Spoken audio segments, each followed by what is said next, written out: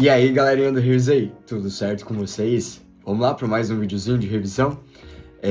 A revisão dessa semana também é uma continuação, né, desse tema, né, de evolução que a gente está aprendendo aí um pouquinho, mas a gente vai agora para um outro ramo da biologia, né? Então a gente trabalhou bastante com a taxonomia, né, na semana passada, no último vídeo, quando a gente viu ali a questão de como é que dá nome, né, às espécies, e essa semana a gente vai trabalhar um pouquinho com a filogenia, né, ou a análise de uma árvore filogenética.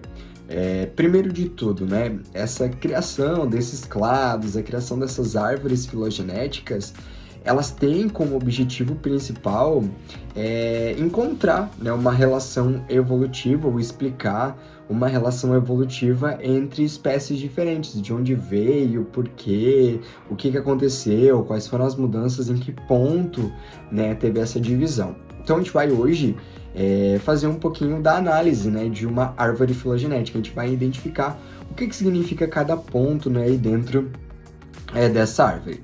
Mas, para a gente construir uma árvore filogenética, primeiro a gente tem que ter um indivíduo alvo, né? Uma espécie ali alvo, de onde a gente possa retirar caracteres, né? Que são características de habitat, de comportamento, anatômica. Então eu preciso de um caractere, porque eu preciso fazer uma comparação.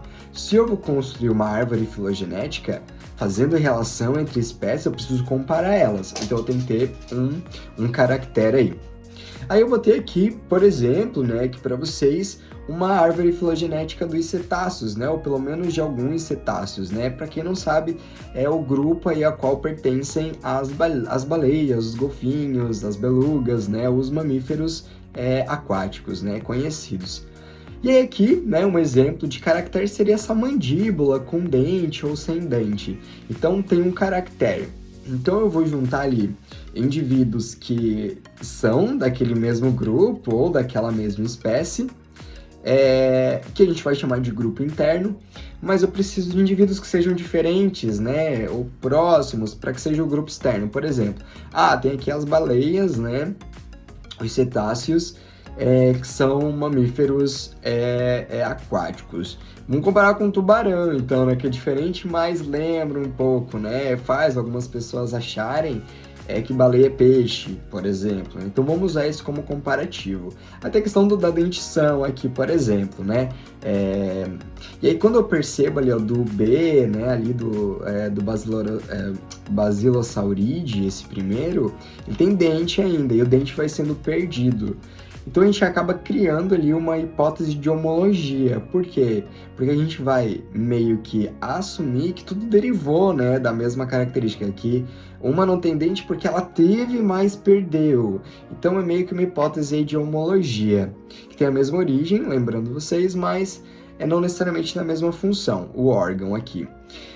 E já quando a gente pensa em tubarões, que são peixes, né, cartilaginosos, eles têm uma dentição bem diferente, né?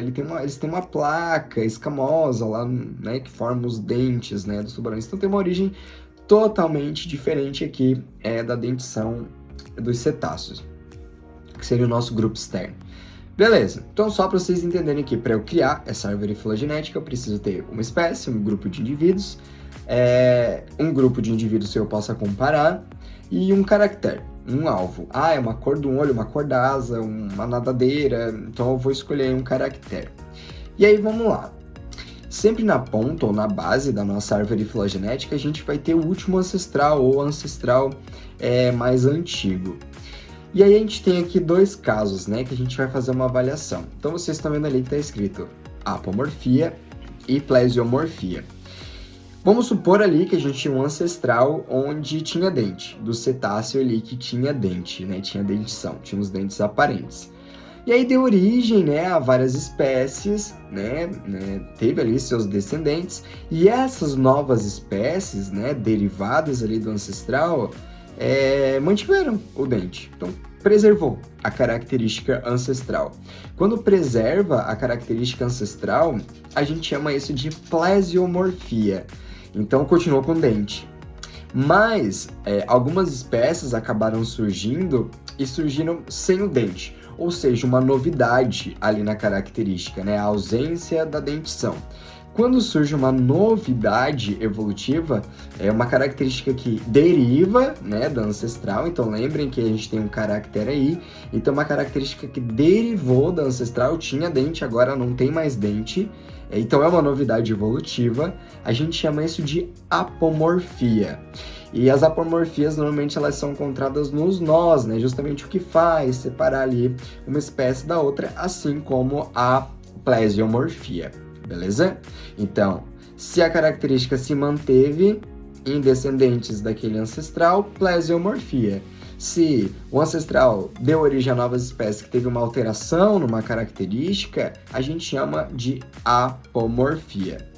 E aí pode ocorrer aqui de um grupo de espécies novas que surgiram daquela ancestral compartilhem essa característica de não ter dente. Por exemplo, teve lá um ancestral com dente e deu origem a 5 espécies. Dessas 5, 2 mantiveram dente e 3 perderam os dentes. Então eu tenho 3 espécies derivadas do ancestral que está compartilhando essa novidade evolutiva. Então eu tenho uma sinapomorfia, o que é diferente ou o contrário de uma autapomorfia.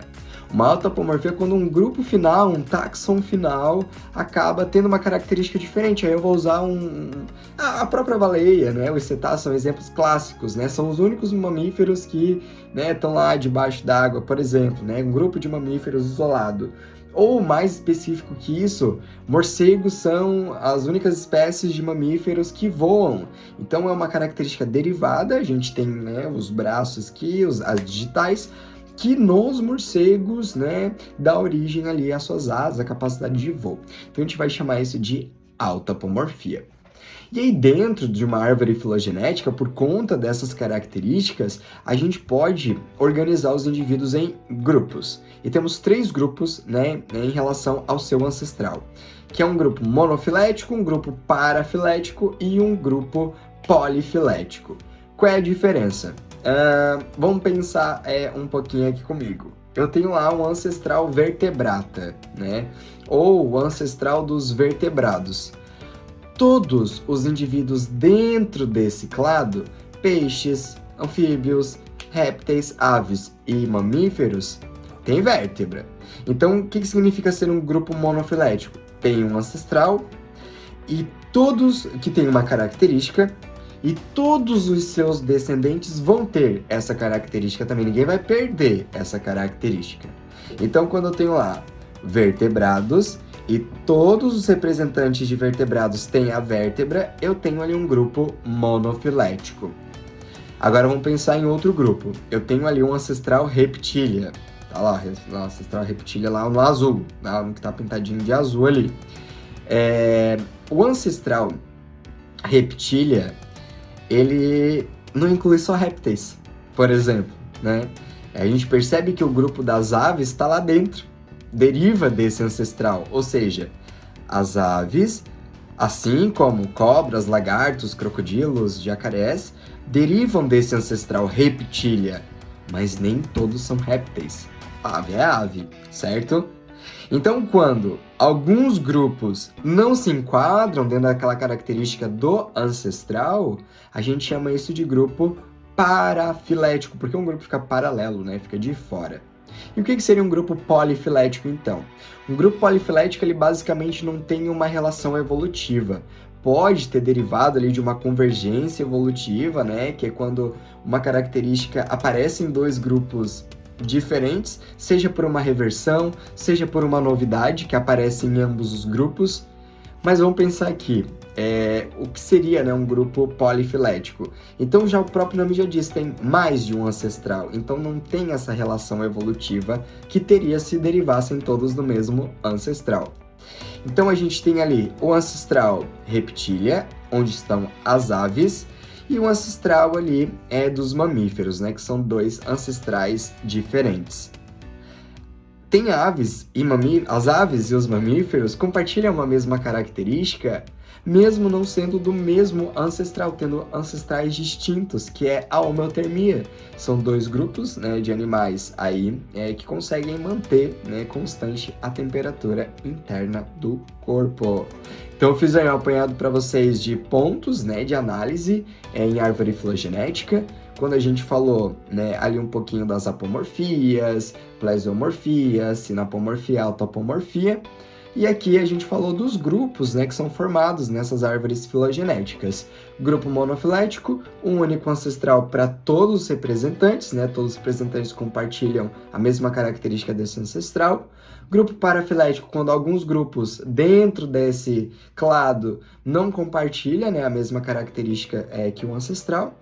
E a polifilético, que é quando tem mais de um ancestral, mas tem representantes com as mesmas características. Semana que vem a gente vai ter uma outra pegada de classificação biológica, a gente vai trabalhar um pouquinho com os reinos, né? Eu vou trabalhar um pouquinho a base de cada reino com vocês, e depois a gente começa grupos isolados de indivíduos. Ficamos aí, até a próxima, beijão aí pra vocês.